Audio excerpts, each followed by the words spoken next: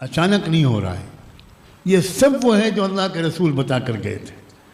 میں نے حدیث نقل کی تھی جس میں اللہ تعالیٰ کے رسول نے ارشاد فرمایا تھا لا تکرہوا الفتن. جب پریشانیاں آئیں، آزمائشیں آئیں، چیلنجز آئیں تو ناپسند نہ کرو ان کو کہ یہ کیا ہو رہا ہے، یہ کیا ہو رہا ہے. نہ نہ نہ، عجیب جملہ آپ نے کہا. انہی آزمائشوں میں منافقین کی پہچان ہوتی ہے. یہ بہت اہم جملہ ہے جو اللہ کے رسول نے فرمایا. اب دیکھ لو،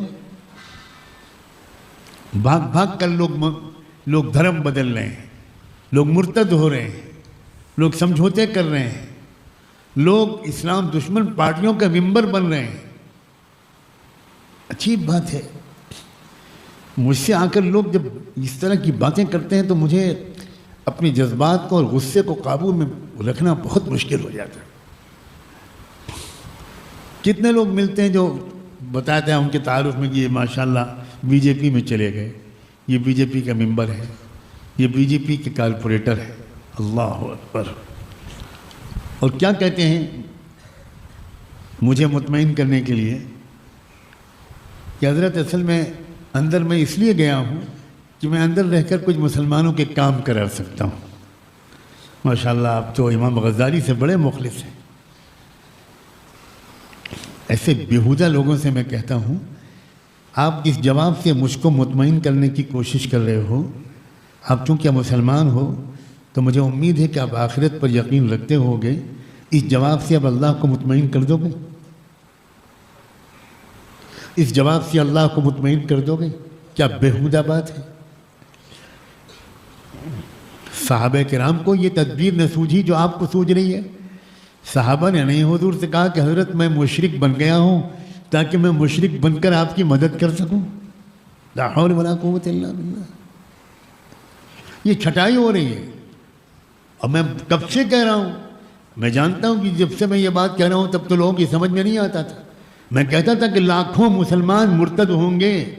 میں کہتا تھا کہ کروڑوں مسلمان بھی ہو سکتا ہے کہ مرتد ہوں، بھاگ بھاگ کر جائیں. کیونکہ یہ ایک بات یاد رکھنا، آخری دور میں اللہ کی طرف سے ایک کلینزنگ آپریشن کا چلنا یقینی ہے. ایک ایسی کارروائی جس سے صرف خالص ایمان والے بچیں، باقی سب ادھر چلے جائیں. یہ ہو کر رہے گا. یہ شروع ہو چکا ہے، پوری دنیا میں شروع ہو چکا ہے. پورے دنیا میں یہ حالات آ رہے ہیں. ادھر کے لوگ ادھر اور ادھر کے لوگ ادھر. یہ ہو رہا ہے. وَإِن تَتَوَلَّوْا يَسْتَبْدِلْ قَوْمًا غَيْرَكُمْ ثُمَّ لَا يَكُونُوا أَمْثَالَكُمْ. جب تم بہت بگڑ جاؤ گے تو تم ادھر بھیج دیے جاؤ گے، کافر کفر کی طرف، ارتداد کی طرف، شیطانی قوموں اور طاقتوں کی طرف. اور ادھر کے اچھے افراد کو اللہ ایمان کی سعادت سے نوازے گا. پوری دنیا میں اس وقت یہ دیکھنے میں آ رہا ہے. اس لیے یہ تبدیلی کا وقت ہے. سینکڑوں بار میں یہ لفظ بول چکا ہوں.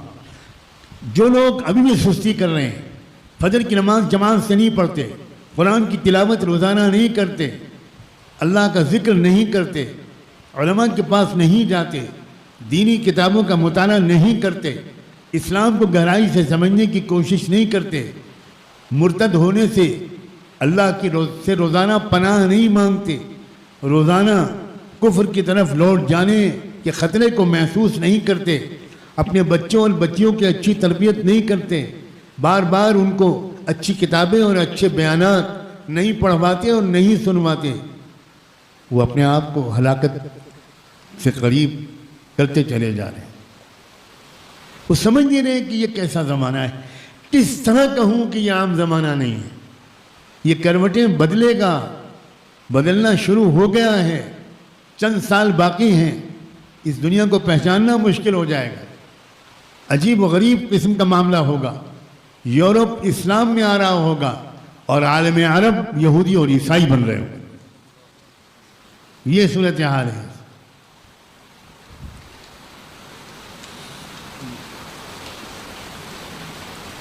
بتکدوں میں مسجدیں بن رہی ہوں گی اور عرب ملکوں میں بتکدے بن رہے ہوں گے.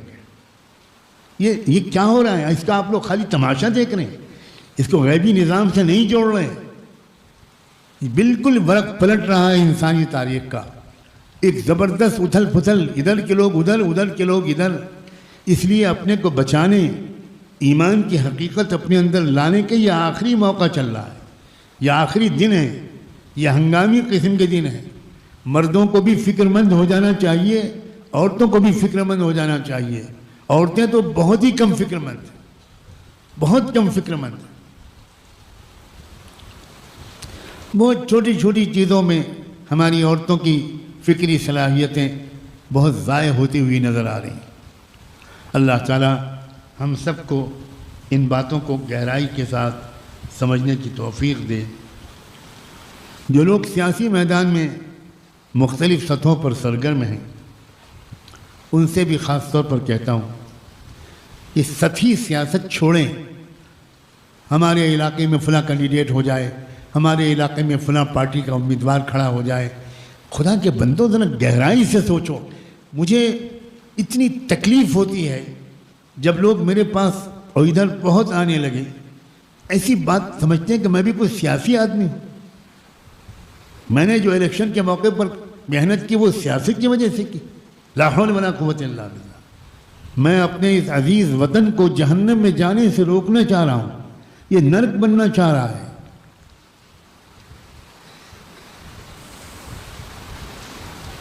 سارے ملک کی دولت 30-32 امیر گھرانوں کو نوچ نوچ کر دی جا رہی ہے۔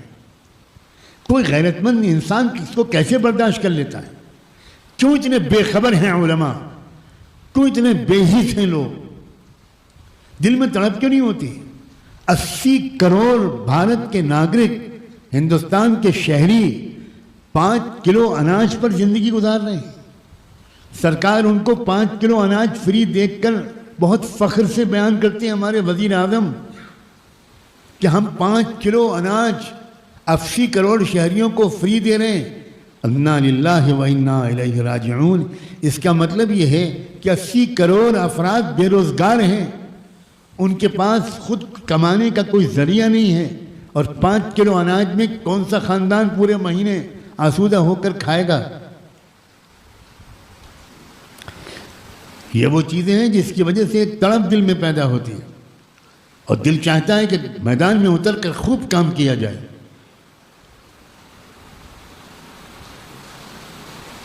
مجھے امید ہے کہ آپ لوگ صرف سننے والے لوگ نہیں ہیں، ساتھ دینے والے لوگ بھی۔ بہت کم لوگ جانتے ہیں، جو مجھے بیان کرتے ہوئے سنتے اور دیکھتے ہیں، وہ اندازہ نہیں کر سکتے کہ میری صحت کا کیا حال ہے۔ میں جب بات کرنے بیٹھتا ہوں تھوڑی دیر کے لیے اللہ مجھے کچھ طاقت دے دیتا ہے، ورنہ میری جو حالت ہے وہ آپ اندازہ ہی نہیں کر سکتے۔ لیکن میں مجبور ہوں اس درد سے جو اللہ نے مجھ کو اپنے نیک بندوں کی جوتیوں کے طفیل دیا ہے۔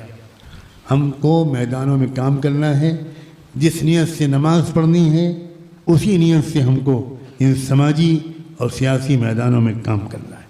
اللہ کی رضا کے لیے مغفرت کی نیت سے شریعت و سنت پر عمل کرتے ہوئے انشاءاللہ کام کرنا ہے، اور صرف مسلمانوں کی فلاح و بہبود کے لیے نہیں، پورے ملک کے تمام مظلوموں اور غریبوں کے لیے، خاص طور پر ملک کے تمام شہریوں کے لیے اللہ ہمیں اخلاص کے ساتھ کام کرنے کی توفیق دے، اور اپنی تربیت بھی ساتھ ساتھ ہم کرائیں۔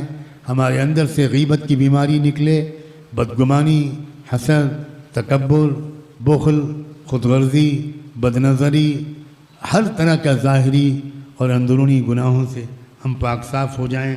اپنے دل کو ہم بدل دیں، اپنے مزاج کو بدل دیں، فکر آخرت اور اللہ کی محبت اور اللہ کا خوف ہمارے دل و دماغ پر چھا جائے، کیونکہ اس کے استحضار کے بغیر کچھ نہیں ہو سکتا۔ نہ کوئی انفرادی عمل قابل قبول ہوگا، نہ کوئی اجتماعی عمل قابل قبول ہوگا۔ اللہ تعالیٰ ان کلمات میں خیر و برکت ڈالے، تاثیر ڈالے، اور ہمارے دل و دماغ کے اندر ہدایت جم جائے۔ وآخر دعوانا ان الحمدللہ۔